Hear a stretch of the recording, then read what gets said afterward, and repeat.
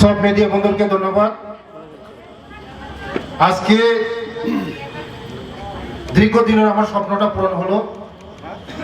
এই কৃষ্ণপুর মন্ডলের মধ্যে দীর্ঘদিনের লারপু নেতা রাজকুমার দেববর্মা, টিওএফ এর সেন্ট্রাল কমিটির সদস্য এবং লোকাল লিডার রাজকুমার দেববর্মার নেতৃত্বে এই কৃষ্ণপুর মন্ডল উনি অনেক দীর্ঘদিন সিপিএম এর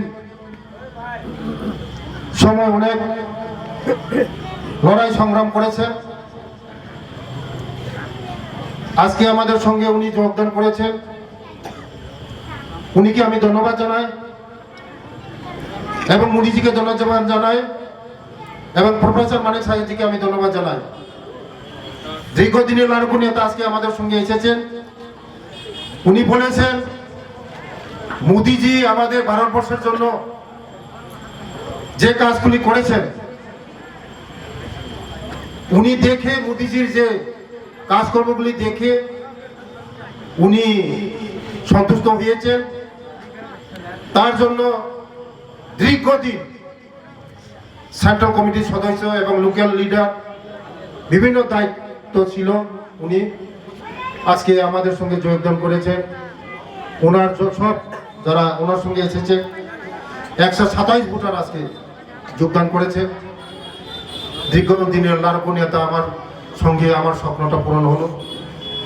আগামী দিন একসঙ্গে কাজ করব এই ত্রিপুরা রাজ্যকে বিকশিত করার জন্য, এই কৃষ্ণপুর মন্ডলকে ডেভেলপমেন্ট করার জন্য, এই কৃষ্ণপুর বিধানসভাকে আরো এগিয়ে নেওয়ার জন্য একসঙ্গে কাজ করে হাতে হাত মিলে কাঁধে কাঁধ মিলে আমরা এক ভারত শ্রেষ্ঠ ভারত, এক ত্রিপুরা শ্রেষ্ঠ ত্রিপুরা, বিকশিত ভারত বিকশিত ত্রিপুরা করার লক্ষ্যে আমরা একসঙ্গে কাজ করব।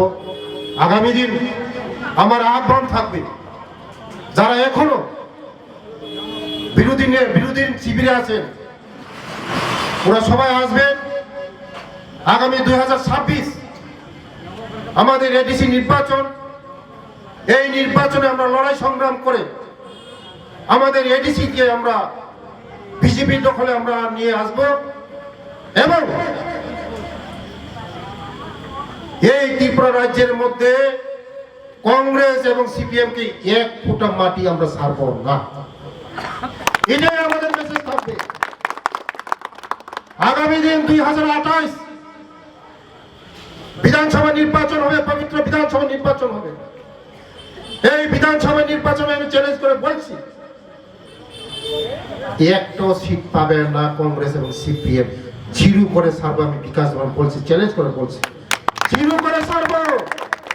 শুনে রাখুন বর্মনজি, শুনে রাখুন, একটা সিট পাবেন না আপনারা আগামী 2028।